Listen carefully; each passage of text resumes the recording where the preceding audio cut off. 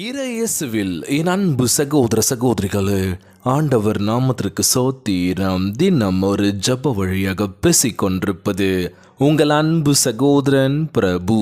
எப்படிங்க இருக்கீங்க? இன்றைய நாள் ஞாயிற்றுக்கிழமை எப்படிங்க போச்சு? உங்களுக்கு மகிழ்ச்சியாக இருந்தீங்களா? எப்போவுமே சந்தோஷமாக இருங்க. நம் ஆண்டவராகிய இயேசு கிறிஸ்து நம் ஜபங்களை எல்லாம் கேட்டு நம் அனைவரையும் ஆசீர்வதிக்க போகிறாரு. மகளே மகனே கலங்காத, மனமுடைஞ்சி போகாத, நான் இருக்கேன், உன் கூட தான் இருக்கேன், தைரியமாக இருன்னு சொல்கிறது யாருங்க? நம்ம எஸ்அப்பா. ஆம் என் அன்பு சகோதர சகோதரிகளே, திடங்கொள்ளுங்கள், ஆண்டவர் உங்கள் வாழ்க்கையை மென்மையாக்க போக்கின்றார். குடும்பத்தில் என்ன பிரச்சனை இருந்தாலும் சரி, ஒற்றுமையாக சமாதானமாக போயிட்டோம் அப்படின்னா எந்த பிரச்சனையும் இல்லைங்க. ஆனால் இன்றைக்கி குடும்பத்தில் எவ்வளோ பிரச்சனைகள் நடந்துகிட்ருக்கு. சமாதானமாக இருக்கணும்னு நினைக்கிறோம் பிரதர். எப்படியாச்சு தான் எப்படி வருதுன்னே தெரில பிரச்சனை. இந்த ஒரு வாரம் நல்லபடியாக போகுது பிரதர். அடுத்த நாள் பார்க்கணுமே, என்னடா இது, இப்போ தான் நல்லா பேசி குடும்பத்துக்குள்ளே ஒரு அண்டர்ஸ்டாண்டிங்கோடு இருக்கும், எங்கேருந்துடா வந்துடுவாங்க இந்த மாதிரிலாம் சொல்லி என்ன ஆகுது, குடும்பத்துக்குள்ளே பிரச்சனைகள் ஆரம்பிக்குது. ஸோ பிரச்சனைகள் இல்லாத குடும்பங்கள் நம்ம பார்க்கவே முடியாதுல்ல. ஒவ்வொரு நாளும் ஒவ்வொரு பிரச்சனை நடக்குது. ஆனால் நம்ம வார்த்தையை விடாமல், ஓகே இந்த பிரச்சனை வராமல் என்ன பண்ணோம், ஓகேங்க இதிலேருந்து நம்ம இப்படி போயிடலாம், இந்த விஷயம் பண்ண நல்லாயிருக்குன்னு சொன்னால் பண்ணோன்னா தவிர்த்துடணும். ஆனால் அப்படி பண்ணுறது இல்லை. நம்ம என்ன பண்ணுறோம், கோபத்தில் வார்த்தையை விட்டுட்டோம், அவ்வளோதான் போச்சுங்க. எத்தனை குடும்பங்கள் என்ன பண்ணுறோம், பேசியே இன்றைக்கி பல குடும்பங்கள் பிரிஞ்சிருக்கு. பேசி என்ன பண்ணுறோம், வார்த்தையை விட்டுடுறோம். விட்டதுக்கப்புறம் என்ன ஆகுது, மனஸ்தாபம் ஆகுது. ஸோ இன்றைக்கி நம்ம ஆண்டவராகிய இயேசு கிறிஸ்து பிரிந்து போன குடும்பங்கள்லாம் மீண்டும் ஒன்றிணைந்து சந்தோஷமாக இருக்கணும்னு சொல்லி ஜெபிக்க போகிறோம். கலங்காதீங்க, சோர்ந்து போகாதீங்க. நம்ம ஆண்டவராகிய இயேசு கிறிஸ்து நம்மோடு கூட இருக்கின்றார். முழு உள்ளத்தோடு முழு ஆன்மோடு ஜெபிக்கின்ற வேளையில் நம்மளை நிச்சயமாய் ஒருபோதும் கைவிட மாட்டாருங்க. நான் உன்னை விட்டு விலகுவதும் இல்லை, உன்னை கைவிடுவதும் இல்லை என்று வாக்கு கொடுத்திருக்கின்றாரு. மகளே மகனே, நான் எப்போவுமே உங்களோட தான் இருக்கேன். நீ சந்தோஷமாக இரு, பிறரை மகிழ்வித்து பாரு, அது இருக்க சந்தோஷம் செம்மையாக இருக்கும் அப்படின்னு சொல்லுவாங்களாம். இந்த 40 நாள் நம்ம கடந்து போயிட்டுருக்க இந்த வேலையிலும் நம்ம வாழ்க்கையில் என்னென்ன மாற்றங்கள் இருக்குது அப்படின்னு யோசிச்சு பாருங்களா.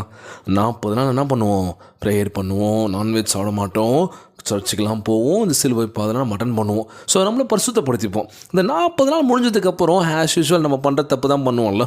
இந்த 40 நாள் வருஷம் வந்துருச்சுன்னா அப்போ மட்டும்தாங்க நான் கரெக்டாக இருப்பேங்க, ஆண்டவருக்கு உண்மையாக நான் இருப்பேங்க, காலையில் எழுந்து சர்ச் போகிறது, ப்ரேயர் பண்ணுறது, அப்படி இப்படின்னு சொல்லி என்ன பண்ணுவோம், ஃபாஸ்டிங்ஸ்லாம் இருப்போம்.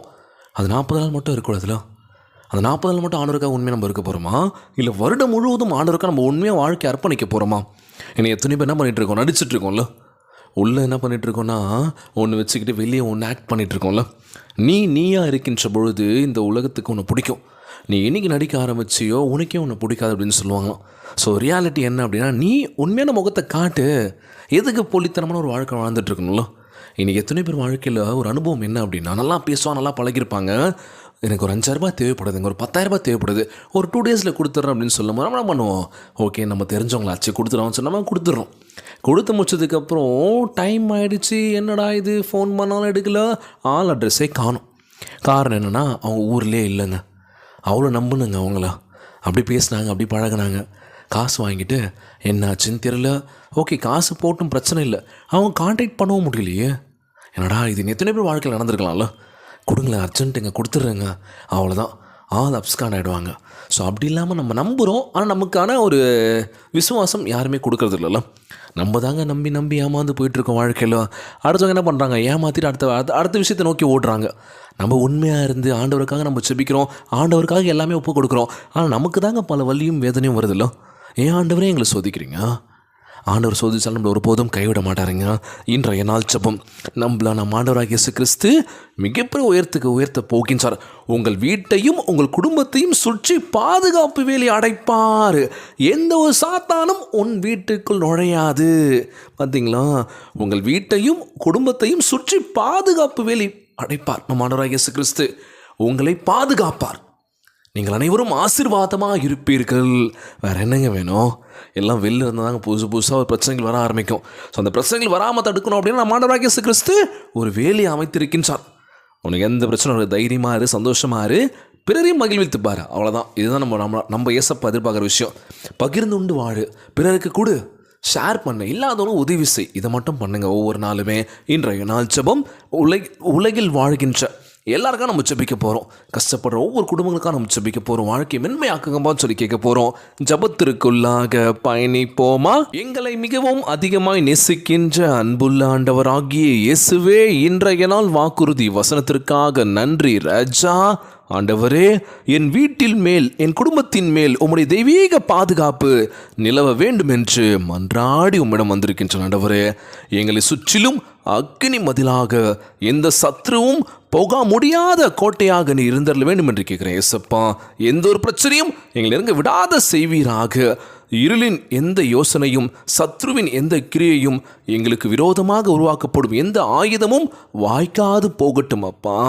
ஆண்டவரே, எல்லா பொல்லாத யோசனைகளையும் பில்லி சூனியமும் எங்களுக்கு விரோதமாக ஆலோசிக்கப்படுகின்ற தாக்குதலையும் நொறுக்கி போடுங்க. ஆண்டவரே, நீர் எங்களை பாதுகாக்கின்றவராய் இருக்கின்றப்பா. எங்களை நீ பத்திரமாய் பாதுகாப்பின்னு நம்புற ஆண்டவரே. எங்கள் அடைக்கலமாக இருப்பதால் எங்களுக்கு விரோதமாக எழும்பக்கூடிய ஒவ்வொரு விஷயத்திலிருந்து விடுதலை தருவீரை நம்புற ஆண்டவரே. எங்களுக்கு ஒன்றும் நிகழாத பாதுகாத்து கொள்வீராக. எங்கள் வீட்டிலும் எங்கள் குடும்பத்தின் மேலும் உம்முடைய பரிபூர்ண ஆசீர்வாதங்கள் இன்றைக்கு தங்குவதாகப்பா. உம்முடைய கிருபை எங்கள் வாழ்க்கையை மூடுவதாக ராஜா. உம்முடைய சமாதானம் எங்களை சூழ்ந்து கொள்ளட்டும் தகப்பனே. உம்முடைய பரிசுத்த நாமம் எங்களை வழிநடத்த வேண்டும் என்று கேட்கிற இயேசப்பா, எங்களை உம்மிடம் கொண்டு சேர்ப்பீராக. உம்முடைய பலத்த ஆசீர்வாதம் எங்களுக்கு வேணும் ஆண்டவரே. எங்களை ஒருபோதும் எந்த ஒரு அசுத்த ஆவியும் கிட்ட நெருங்க விடாதபடி செய்வீராக. குடும்பத்துக்குள்ள பிரச்சனைகள் எதுவும் வராத பாதுகாத்து கொள்வீராக தகப்பனே. இந்த ஜெபத்தை கேட்டுக்கொண்டிருக்கின்ற அன்பு சகோதர சகோதரிகள், என் அன்பான உறவுகள் எல்லோரையும் பார்த்துக்கோங்கப்பா. யாருக்கும் எந்த கஷ்டங்கள் துன்பங்களை கொடுத்துடாதீங்க ராஜா. நோய் நொடியினால் அவதிப்பட்டு கொண்டிருக்கின்ற ஒவ்வொரு சகோதர சகோதரிகளை உமது கரங்களால் தொட்டு நோயை அகற்றி போடுவீராக. உம்மால் கூடாத காரியம் ஒன்றுமில்லை ஆண்டவரே. எல்லோரையும் பார்த்துக்கோங்கப்பா. இன்றைய நாள் ஜெபம் இயேசுவின் விலையேற பெற்ற நாமத்தினாலே ஜெபிக்கின்றேன் நல்ல பிதாவே, ஆமேன். ஆமேன். இயேசுவுக்கே புகழ், இயேசுவுக்கே நன்றி. மரியே வாழ்க. God bless you all.